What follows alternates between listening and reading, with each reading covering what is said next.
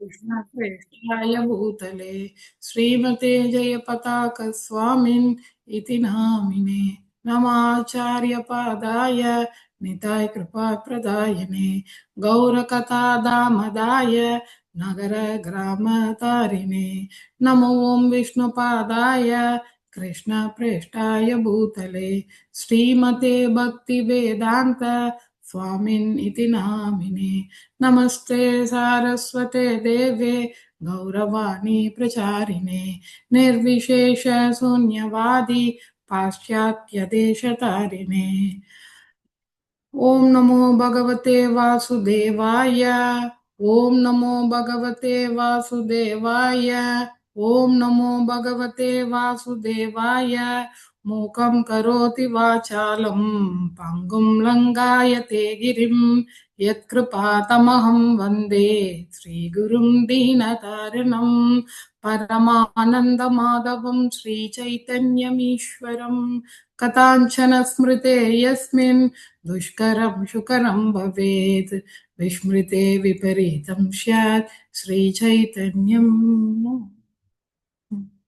हरे कृष्णा ஆண்டாள் திருவடிகளே சரணம். இன்னைக்கு கொடுத்திருக்கிற பாசுரம் எது அப்படின்னு பார்த்தோம்னாக்க 26வது பாசுரம். ஆண்டாள் நாச்சியார் அருளிய 26வது பாசுரம். மாலே மணிவண்ணா மார்கழி நீராடுவான் மாலே மணிவண்ணா மார்கழி நீராடுவான் மேலையார் செய்வனக்கள் வேண்டுவன கேட்டியே ஞாலத்தை எல்லாம் நடுங்க முரல்வன பாலன வண்ணத்துன் பாஞ்ச ஜன்மியமே போல்வன சங்கங்கள் போய்படு உடையனவே சால பெரும் பறையே பல்லாண்டு இசைப்பாரே கோல விளக்கே கொடியே விதானமே ஆலி நிலையாய் அருளெலோரெம்பாவாய் ஆலி நிலையாய் அருளெலோரெம்பாவாய் மாலே மணிவண்ணா.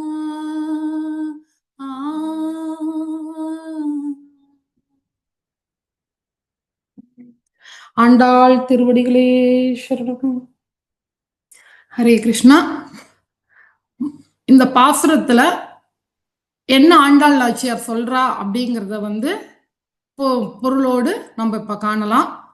மாலே மணிவண்ணா. மாலே அப்படின்னாக்க என்னன்னாக்க பகவானுக்கு அவங்களோட பக்தர்கள் அப்படின்னாக்க ரொம்ப பிரியமானவர். பகவான் என்ன சொல்றாருன்னா, நான் பக்தர்களுக்கு ஆக இருக்கல, நான் பக்தனுக்குள்ளேயே இருக்கிறேன், பக்தவனுக்கு காகவே இருக்கிறேன் அப்படின்னு சொல்லிட்டு பகவான் நிறைய ஸ்லோகம் பகவத்கீதையிலையும் நம்ம பார்த்துருக்கோம், பாகவதத்திலையும் பார்த்துருக்கோம். நமக்கு எப்படி பிரியமானவரா பகவான் பக்தர்கள் கிட்ட இருக்கா அப்படிங்கிறத அந்த மாதிரியான மாலே அப்படின்னாக்கா அதுதான் பொருள்படுது. பக்தர்களுக்கெல்லாம் ரொம்ப இணக்கமானவரேன்ட்டு அந்த இதை நம்ம கஜேந்திர மோட்சத்திலேயாகட்டும், அப்புறம் பிரகலாத மகாராஜருக்காகட்டும் பகவான் எப்படி வித்தியாசமா அப்படியே ஓடி வந்தாருங்கிறத நம்ம பார்த்திருக்கோம். ஸ்ரீமத் பாகவத்துல பிரபுபாதர் ரொம்ப அழகா நமக்கு எடுத்து சொல்லியிருக்கார். கஜேந்திர மோட்சத்துல நம்ம கஜேந்திரர் முதல் வாயில சிக்கிண்டு தவிக்கிறப்ப பகவான் கருடரை அவர் பின்னாடி உட்கார வச்சுட்டு ரொம்ப வேக வேகமா வந்தார் அப்படின்னு சொல்லிட்டு நம்ம இது பண்ணிருக்கோம். அதுக்கப்புறம் தான் பகவான் வந்ததுக்கு அப்புறம் தான் பின்னாடியே ஓடி ஓடி வந்தார் சுதர்ஷன் சக்கரம் கூட அப்படிங்கிறதையும் நம்ம பார்த்திருக்கோம் பாகவதத்துல. அதே மாதிரி மணிவண்ணா அப்படிங்கிறது என்ன அப்படின்னாக்க, மணிவண்ணாங்கிறதுக்கு ரெண்டு பொருள் இருக்கு. மணி அப்படின்னு சொல்லிட்டு சொன்னாக்க நவரத்ன மணிகள், இதுல நீலக்கல்லு. ஏன்னா கிருஷ்ணர் வந்து நீலக்கண்ணா இல்லையா? நீலவண்ண கண்ணன். அப்படிங்கிறதுனால அந்த மணி நீலக்கண்ணனாகவும், அதே மாரி மணி அப்படிங்கிறது வந்து என்னது அப்படின்னாக்க, ரொம்பவும் விலை உயர்ந்த மதிப்பற்ற விஷயம் இல்லையா? அதனால தான் ஒரு சில ஸ்லோகத்துல வந்து பிரபுபாதர் வந்து சொல்லியிருப்பார். கிருஷ்ணர் வந்து வைரம், வைடூரியம் அப்படின்னு சொல்லிட்டும் சொல்லியிருப்பார் நமக்கு. அந்த அதோட பாஷ்யத்துல வந்து. அதே மாதிரி மார்கழி நீராடுவான் அப்படின்னா என்ன அப்படின்னு பார்த்தோம்னாக்க, மார்கழிங்கிறது வந்து தனுர் மாசம் இல்லையா? கிருஷ்ணர் வந்து சொல்றார், நான் மாதங்களில் மார்கழி அப்படின்னு சொல்லிட்டு சொல்றார் நமக்கு பகவத்கீதையில. அதன் பொருட்டு நீராடுறது அப்படிங்கிறது வந்து காலங்காத்தால பிரம்ம முகூர்த்த வேலையில வந்து ரொம்ப கஷ்டமான விஷயம். இப்ப இந்த காலத்திலேயே நம்ம கஷ்டமா இருக்கு. ஏன்னா கீசர் இருக்கு, நமக்கு ஹீட்டர் இருக்கு, அதெல்லாம் போட்டுன்னு ஜம்முன்னு நம்ம குளிச்சுன்னு வர்றதுக்கே நமக்கு அவ்வளவு சங்கடமா இருக்கு. அந்த காலத்துல வந்து ஆண்டாள் நாச்சியார் இருக்கிறப்ப அவருக்கு ஒரு குட்டி குழந்தை. ஆண்டாள் நாச்சியார் வந்து 5 வயசு குழந்தை தான். அந்த குழந்தை வந்து எழுந்து நம்ம எழுந்து குளிச்சு கிளம்புறதுக்கே நமக்கு ரொம்ப கஷ்டமா இருக்கு. அதுல எல்லாத்தையும் எழுப்பி பக்தர்களை எல்லாம், ஏன்னா கோஷ்டியானந்தி ஆண்டாள் நாச்சியார் வந்து நமக்கு எப்படி சைத்தன்ய மகாபிரபு வந்து எல்லாம் நகரத்துல எல்லாம் சங்கீர்த்தனம் பண்ணணும், எல்லாரும் ஆனந்தமா இருக்கணும், சேர்ந்து இருக்கணும்னு சொன்னாரோ, அதே மாதிரி பிரபுபாதரும் எப்படி நம்ம எல்லாத்தையும் வந்து ஒரு அசோசியேஷனோட இருக்கணும், சாதுக்கள் சங்கத்துல எப்பயுமே இருக்கணும்னு சொன்னாரோ, அதே மாதிரிதான் ஆண்டாள் நாச்சியரும் வந்து எல்லாரும் சேர்ந்து பண்ணணும், எல்லாரும் நன்னா இருக்கணும் அப்படின்ட்டு பண்ணியிருக்கா.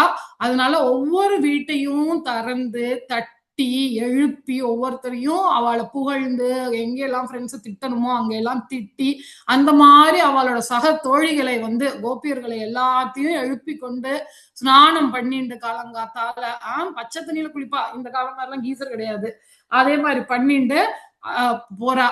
எதுக்காக இதெல்லாம் எழுப்பி போறாளே அப்படின்னு நமக்கு ஒரு கஷ்டம், ஒரு கொஸ்டின் வரும் இல்லையா? 25வது பாசுரம் வரைக்கும் என்ன பார்த்தோம் நம்ம? 21ல இருந்து கிருஷ்ணருக்காக எழுப்புறது. கிருஷ்ணரோட வாசல்ல வந்து போயிட்டா.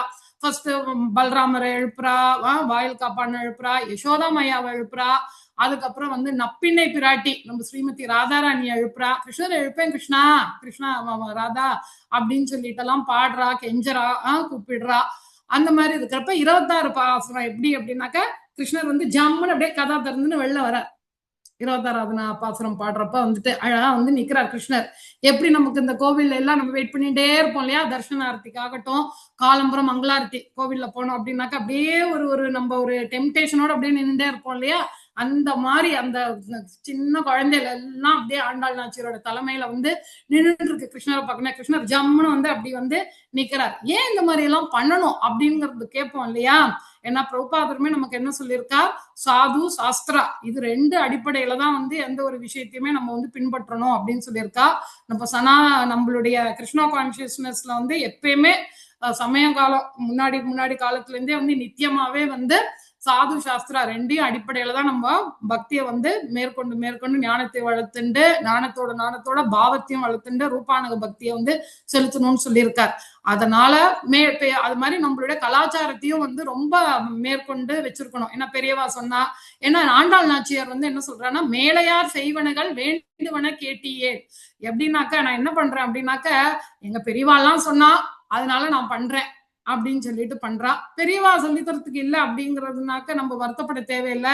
ஏன்னா நம்மளோட குரு மகராஜ் இருக்கா, நிறைய நம்மளுடைய சீக்ஷா குரு எல்லாம் இருக்கா. அவளோட தலைமையில அவளோட வழிகாட்டுதலோட நம்ம நல்ல ஆச்சார அனுஷ்டானங்கள் நம்மளும் வந்து கடைபிடிச்சு மேற்கொண்டு கிருஷ்ணரோட அனுபூதியை பெறணும். அந்த மாதிரி நம்ம வகுத்துக்கணும் நம்ம வாழ்க்கைய. அந்த மாதிரி ஆண்டாளரோட அப்பா யாரு அப்படின்னாக்க விஷ்ணு சித்தர் இல்லையா? பெரியாழ்வார். அவர் பெரிய ஆழ்வார், முதல் ஆழ்வார், தலைமையான ஆழ்வார், 12 ஆழ்வார்கள்ல அவரோட பேச்சு, அவளோட பெரியவா அவளோட பேச்செல்லாம் கேட்டுருந்தா நான் பண்றேன் அப்படின்னு சொல்லிட்டு சொல்றா. அதுக்கப்புறம் ஞாலத்தை எல்லாம் நடுங்க முரல்வன அப்படின்னாக்க என்ன அப்படின்னாக்க, இந்த உலகத்தை எல்லாத்தையுமே வந்து நடுங்க வச்சிருமா, கிடுகிடுன்ட்டு. அது என்னது அப்படின்னு சொல்லிட்டு சொன்னாக்க, பாஞ்சஜன்யமா. பாஞ்சஜன்யங்கிறது என்னது? கிருஷ்ணரோட சங்கு. நமக்கு பகவத்கீதை 1வது அத்தியாயத்துல கூட நம்ம வந்து பார்த்திருக்கோம் இல்லையா? கிருஷ்ணர் பாஞ்சஜன்யத்தை எடுக்கிறார், அப்புறம் அர்ஜுனர் அவரோட இத எடுக்கிறார், அதுக்கப்புறம் வந்து பீமர் அவரோட சங்க ஊதுறார் அப்படின்ட்டு ஒரு ஸ்லோகமும் இருக்கு நமக்கு பகவத்கீதையில. சஞ்சயர் வந்து திருதராஷ்டருக்கு சொல்றார், இதெல்லாம் சத்தம் கேட்ட உடனே வந்து எதிரி படையெல்லாம் அப்படியே அப்படின்னு நடுங்கி போயிட்டான். தஞ்சையர் வந்து சொல்றார் திருதராஷ்டிரருக்கு வந்து, இப்பயே ஹோப்லெஸ்ப்பா, நமக்கு வந்து ஒன்னும் பண்ண முடியாது, நம்ம வந்து கிருஷ்ணரோட இது அந்த சவுண்ட் கேட்டோடனே உலகமே அதிர்றது அப்படின்ட்டு வர்ணிச்சிருக்கார். அதே மாதிரிதான் ஆண்டாள் நாச்சியார் வந்து பாஞ்சஜன்யத்தை வந்து ரொம்ப வர்ணிக்கிறார். ஏன் அப்படின்னு சொல்லிட்டு பார்த்தோம்னாக்க அது அழகா சொல்றார் ஃபர்ஸ்ட் இல்லையா, ரூபம் எப்படி இருக்குங்கிறத சொல்லணும் இல்லையா. அப்ப பாலன்ன வண்ணம், பால் எப்படி அப்படியே அப்படியே தும்பப்பு மாதிரி வெள்ளை வெளேன்னு இருக்குமோ அந்த மாதிரி இருக்கு கிருஷ்ணா. அந்த மாதிரி இருக்கக்கூடிய எங்கள் பாஞ்சஜன்யமும் போலவே இருக்கக்கூடிய ஒரு பெரிய சங்க எனக்கு கொடு அப்படின்னு சொல்லிட்டு சொல்றா. எதுக்கு சங்கு அப்படின்னு சொல்லிட்டு நமக்கு ஒரு இது வரும்.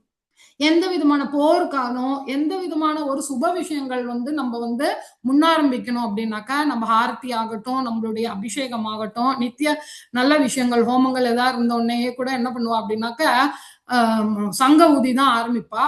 அதற்கான விஞ்ஞான பூர்வமான இன்னைக்கோட விஞ்ஞான பூர்வமாக நம்ம பக்தி அந்த பாவமே வந்து விஞ்ஞானமானதுதான். ஆனா இப்ப சயின்டிபிக் எவிடன்ஸ் சொல்றா இல்லையா, அது கூட கண்டுபிடிச்சிட்டா சங்கு ஊதுறப்ப என்ன ஆகுதுன்னா, நம்மளுடைய ஒவ்வொரு அணுக்களும் பாடியில இருக்கக்கூடிய மைக்ரோ பார்ட்டிகல்ஸ் எல்லாமே வந்து ஆக்டிவேட் ஆகுதான். ஆக்டிவேட் ஆகி அந்த மாதிரி ஒரு உச்சக்கட்டையில நமக்கு வர்றப்ப வந்துட்டு மனசு லயிக்கிறதுதான். மனசு லயமா இருக்கிறப்ப என்ன ஆகுது அப்படின்னாக்க, நம்ம வந்து சத்துவ நிலையிலேயே இருப்போம். அதனாலதான் நம்ம பிரம்ம முகத்துல எழுந்து ஸ்நானம் பண்ணி பூஜை புனஸ்காரம் எல்லாம் பண்ணணும்னு சொல்லியிருக்கா. ஏன்னா நம்ம முதல்ல புரோபாதர் சொன்ன மாதிரி நம்ம மோட் ஆஃப் குட்னஸ்க்கு வந்தாதான் அடுத்தது வந்து சுத்த சத்துவ நிலைக்கு வந்து போக முடியும். அதுக்காக வந்து சங்கு உதுறது அந்த மாதிரியான நல்ல நல்ல விஷயங்கள்லாம் வந்து பண்றோம். அந்த மாதிரி ஆண்டாளும் சொல்றான், அந்த சங்குக்கான பெரிய சங்க குடு.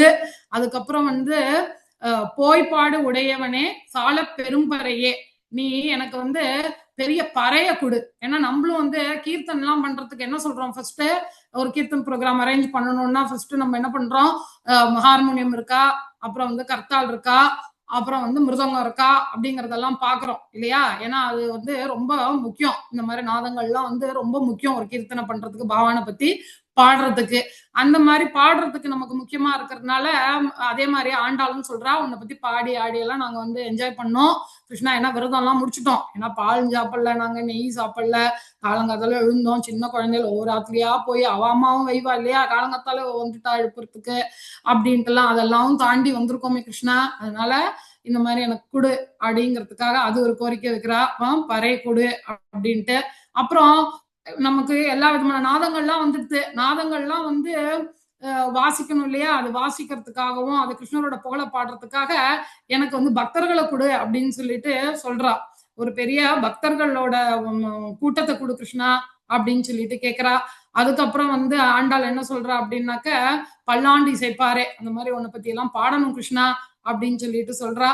அப்புறம் வந்து கோல விளக்கே இல்லையா, காலங்காத்தால இருட்டா இருக்கும். அப்புறம் எந்த ஒரு ஒரு சுப விஷயங்கள் பண்ணாலும் நம்ம முதல்ல என்ன பண்றோம், தீபம் ஏத்துறோம். விளக்கு ஏத்தியாச்சா அப்படின்னு தான் ஃபர்ஸ்ட் கேள்வி இல்லையா. பெரியவா நம்ம பாத்துல இருந்தானாக்க, கிளம்புற எழுந்தியா, விளக்கு ஏத்தினியா, காக்காக்கு சாதம் போட்டியா அப்படிதான் கேட்கிறா.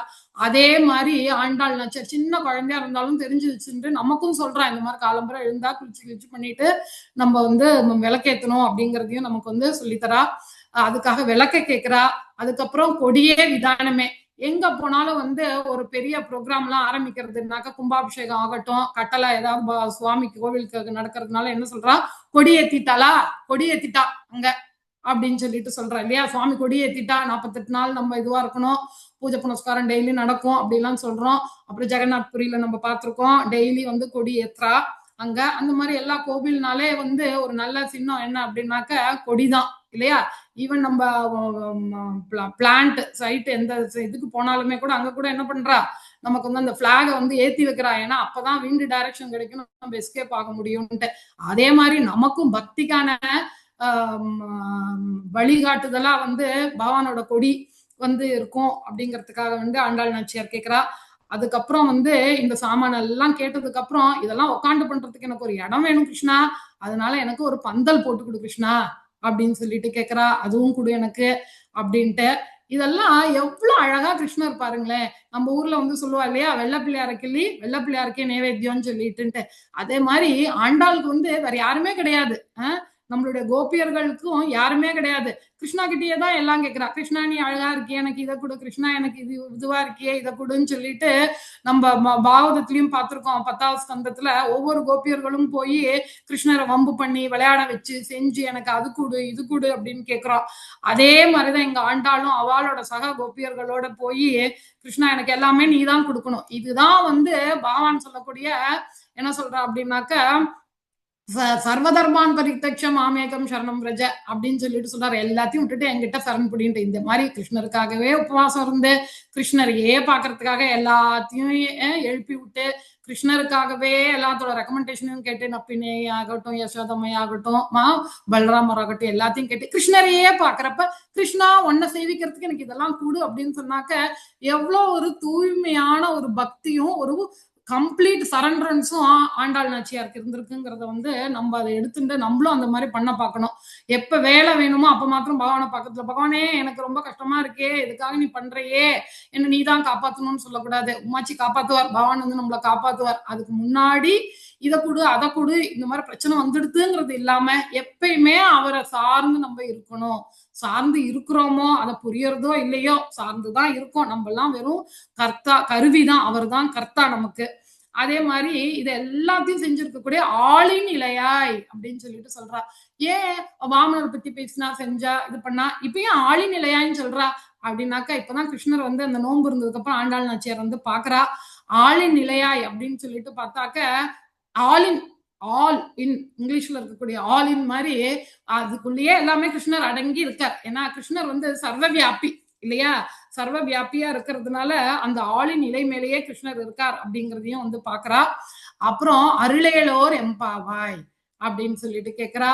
அந்த ஆளின் நிலையாய்ங்கிறத கூடிய வடபத்திர சாயி தான் வந்து ஸ்ரீவில்லிபுத்தூர்லயும் இருக்கார்.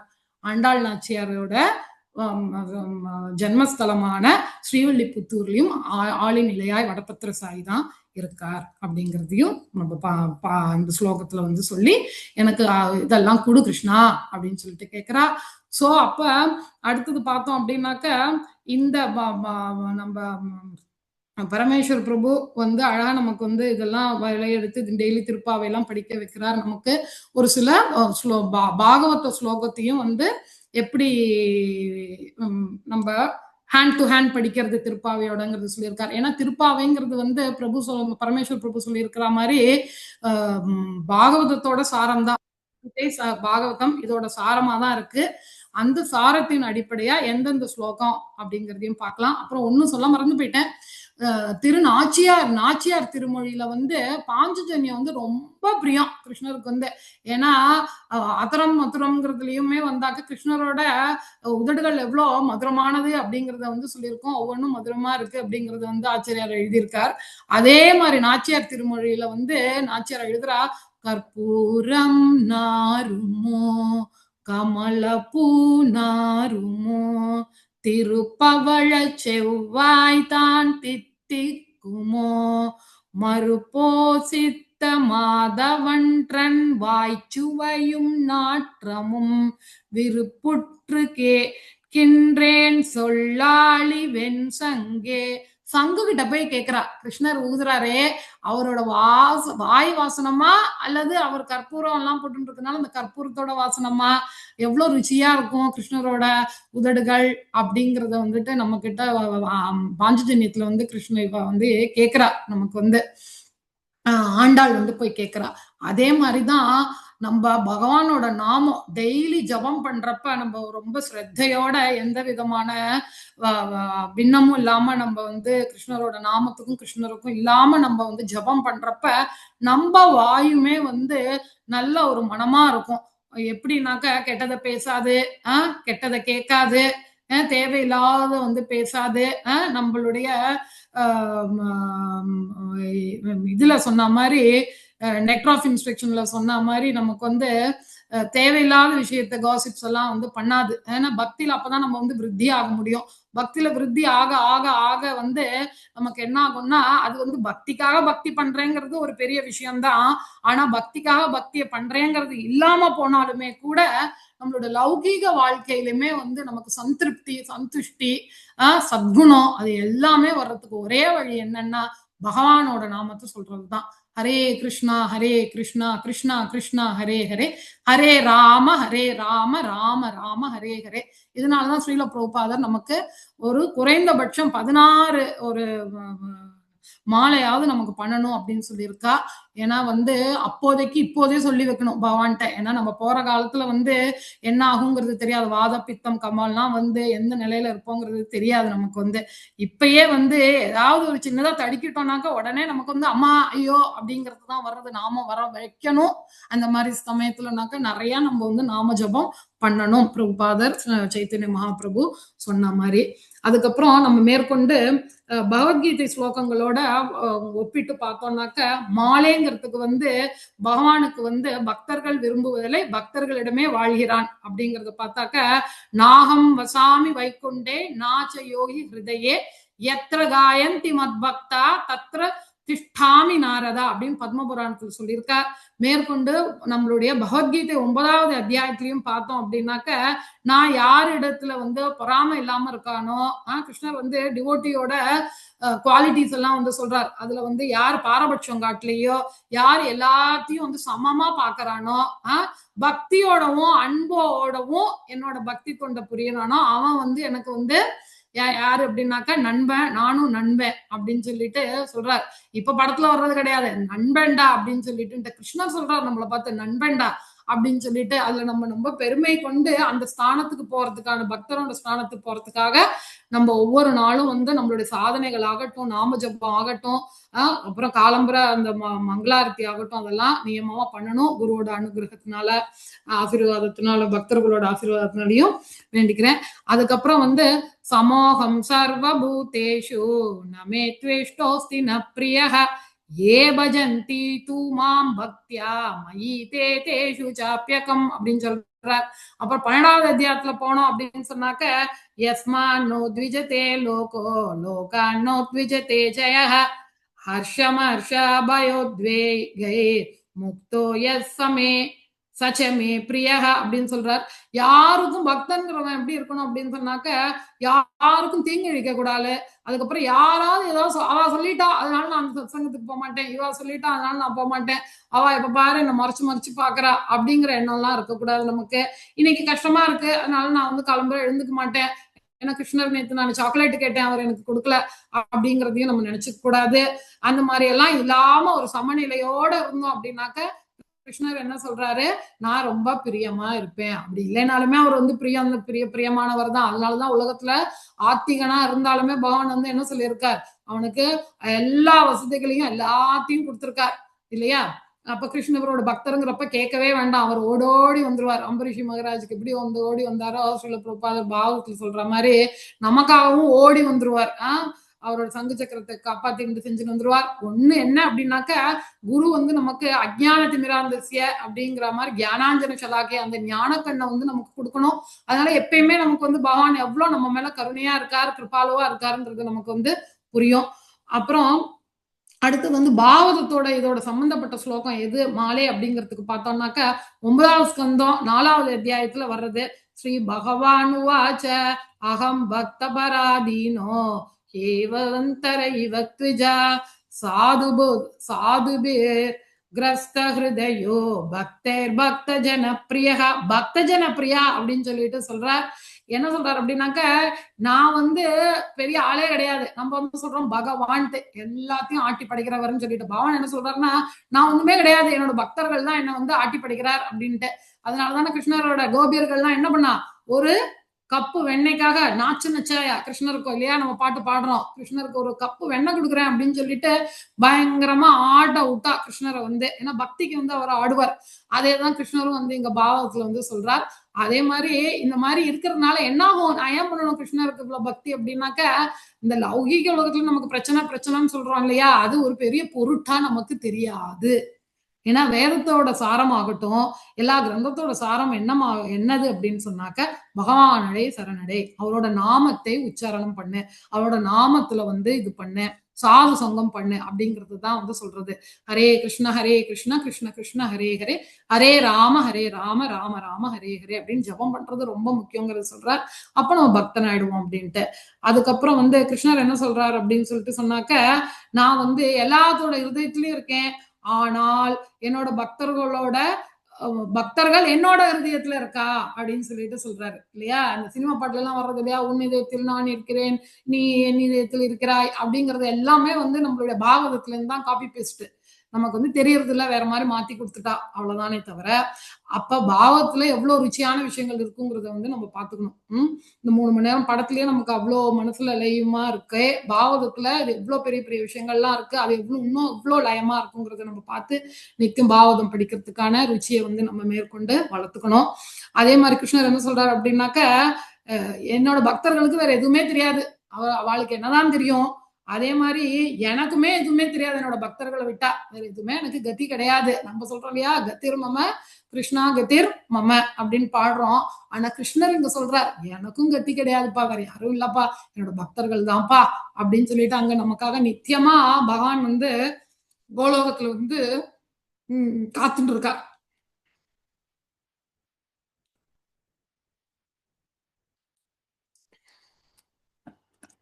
அப்புறம் வந்து பிராமண பத்னிகள்லாம் வந்து கிருஷ்ணருக்காக வந்து பாடுறா. எப்படி பாடுறான்னா, அங்க நீல கலர் பார்த்தோம் இல்லையா, மாலே மணிவண்ணான்ட்டு நீல கலர்ன்ட்டு, இங்கேயும் நீளமா வந்து அவ வந்து வர்ணிக்கிறா.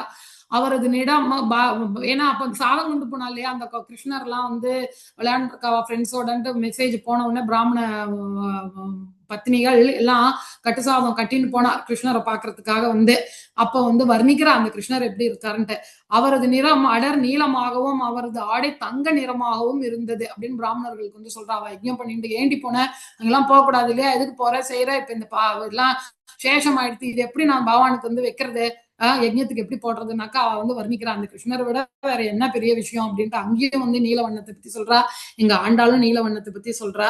அதுக்கப்புறம் வந்து பாஞ்சஜன்யத்தோட இது பார்த்தோம், முன்னையே பார்த்தோம் நம்ம பகவத்கீதையில எப்படி எல்லாத்துக்கும் வந்து சஞ்சயன் வந்து திருதராஷ்டிரனுக்கு சொல்றாரு யாரெல்லாம் என்னென்ன வாத்தியங்கள் சங்குகளை வாசிக்கிறா அப்படின்னு சொல்லிட்டு.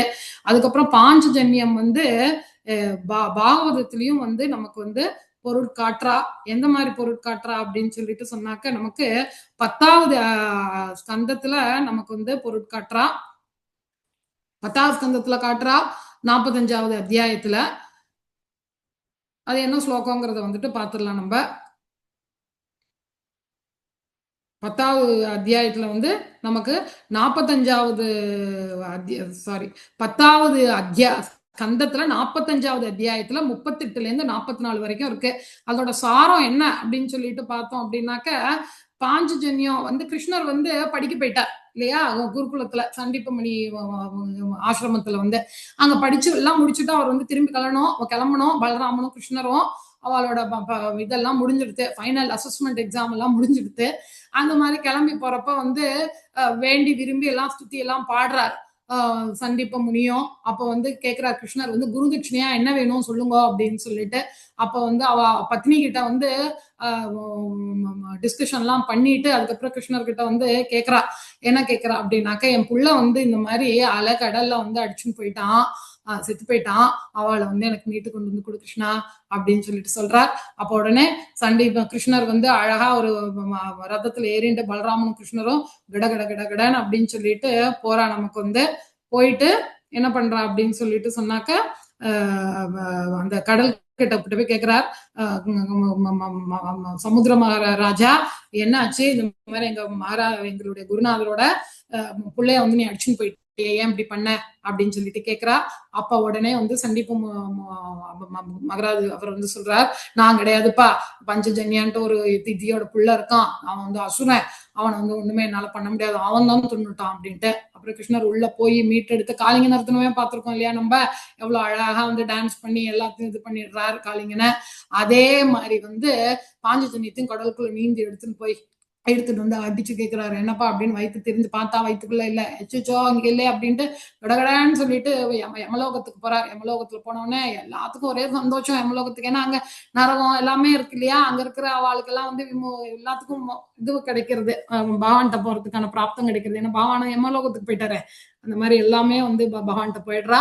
அப்ப யம தர்மர் வந்து பாடி ஸ்துதித்து, அப்பாடா என்னோட வேலை குறைஞ்சது, வேலை இல்லை, எல்லாரும் அவாவா உன்னோட கோலோகத்துக்கு வந்துட்டு என்ஜாய் பண்ணிட்டு இருக்கட்டும், இங்க நான் பனிஷ்மெண்ட் கொடுத்துட்டு எனக்கு என்னத்துக்கு அப்படிங்கிற மாதிரி ஃபீல் பண்றாரு யமராஜரும். அந்த மாதிரி பண்றப்ப உடனே வந்து யமராஜர் வந்து இது மாதிரியா எடுத்துன்னு போன குழந்தையா அப்படின்னு சொல்லிட்டு கொடுத்துட்றார். அந்த மாதிரி குருவுக்கு வந்து எப்படி நம்ம வந்து இது பண்ணணும் அப்படிங்கிறதையும் நம்ம இங்க வந்து தெரிஞ்சுக்கலாம். ஸோ அப்ப பிரபுபாதருக்காகட்டும், நம்மளுடைய குரு மகாராஜுக்காகட்டும் நம்ம பண்ண சாதனைகள் கரெக்டா பண்ணி அவளை பிரீத்தி பண்ணணும். அடுத்தது வந்து கிருஷ்ணரோட 10வது ஸ்கந்தத்துல 2வது அத்தியாயத்துல 25வது ஸ்லோகம். அதுல வந்து எல்லா தேவதைகளும் ஸ்துதி பாடுறா. இவன் நம்ம 26 பாசத்துலயும் வந்து ஆண்டாள் இத்தனை பாசுரமாவுமே வந்து ஸ்துதி பாடிண்டே இருக்கா கிருஷ்ணர் இல்லையா? அதே மாதிரி இந்திரர், தேவர்கள், நாரதர்கள் எல்லாருமே வந்து இது பண்றா. பிரம்மா பவஸ்சதத்ரைய முனிவேர் நாரதிபிஹி தேவை சானுச்சரை சாக்கம் அப்படின்னு பாடுறா. அதுக்கப்புறம் வந்து ஆளிலை கிருஷ்ணரை பத்தி 12வது ஸ்கந்தத்துல நமக்கு வந்து சொல்லியிருக்கா. 9வது அத்தியாயத்துல மார்க்கண்டேயர் வந்து நமக்கு தெரியும் யாருன்னு சொல்லிட்டு. அந்த மார்க்கண்டேய ரிஷி வந்து என்ன சொல்றாரு அப்படின்னாக்கா, பகவான்கிட்ட வந்து கேட்கிறா. பகவான்கிட்ட வந்து ஸ்துதி எல்லாம் பாடுறா. ஸ்துதி எல்லாம் பாடின உடனே பகவான் வந்து ரொம்ப கருணாமூர்த்தி இல்லையா, ரொம்ப பிரீத்தி ஆயிடுறார். பிரீத்தி ஆயிட்டு என்னப்பா வேணும் அப்படின்னு கேட்டாக்க, அப்ப மார்க்கண்டேய ரிஷி சொல்றார், எனக்கு வந்து உன்னோட மாயையை காணணும்பா அப்படின்னு சொல்றாரு. கேட்காமையே வந்து யசோதா மாயைக்கு வந்து வயிற்ற காமிச்சு மயக்கம் அடிச்சு மாயெல்லாம் பண்றவர் பயங்கரமா கிருஷ்ணரு. ராதா கோபியர்கள் எல்லாத்தையும் இங்க அங்க மறைஞ்சு கிரிஞ்சு எல்லா மாயையும் பண்றவர். இப்ப கேட்டாரே மார்க்கண்டேயர், அதனால அது வேற காட்டணும் அப்படின்னு சொல்லிட்டு என்ன சொல்றாரு அப்படின்னாக்கா, கிருஷ்ணர் வந்து பிரார்த்தனை ஒரு நாள் ஈவினிங் ஸ்நானம் பண்ணிட்டு பிரார்த்தனை பண்றப்ப கிருஷ்ணர் வந்து தன்னுடைய பெரிய கடல் வர்றது, கடலுக்குள்ள வந்து தண்ணி எல்லாம் இதாயிட்டு போறது, பிரளயம் நடக்கிறது, மரம் எல்லாம் விழறது, மலையெல்லாம் இடிஞ்சு விழறது, அந்த மாதிரி இருக்கிறப்ப வந்து கிருஷ்ணர் வந்து சின்ன கிருஷ்ணர், குட்டி கிருஷ்ணர் வடபத்திர சாயியா ஒரு குட்டி இலையில வந்து படுத்துட்டு இருக்கார். அந்த படுத்துட்டு இருக்கிறதுக்குள்ள யார் இந்த குழந்தை அப்படின்னு பார்த்தாக்கா மார்க்கண்டேயர் வந்து அவளுடைய ஹிருதயத்துல வந்து லட்சுமி தேவி இருக்கா. லட்சுமி தேவியை பார்த்தோம்னா, ஓ இது ராதாராணி நம்ம லட்சுமி தேவி வாழா இருக்காளே, யாரு இது அப்படின்னு உத்து பார்த்தாக்க உள்ள வந்து அவருடைய ஹிருதயத்துக்குள்ள வயிற்றுக்குள்ள எல்லாம் வந்து உலகமே தெரியறதான். அங்க ஒரு உலகத்துல பார்த்தாக்க இதே மாதிரி பிரளயம் நடக்கிறது. அந்த பிரளயத்துக்குள்ள ஒரு மார்க்கண்டேய ரிஷி இருக்கார். அந்த மார்க்கண்டேய ரிஷி பக்கத்துல இன்னொரு ஆளிலை கிருஷ்ணர் இருக்கார். அப்ப சர்வ வியாபிங்கிறதையும் வந்து கிருஷ்ணர் வந்து, அதுவும் நம்ம பாகவதத்துல இதோட டீட்டெயிலா நம்ம போய் படிச்சு பண்ணணும், படிக்கணும் நம்ம. அப்புறம் வந்து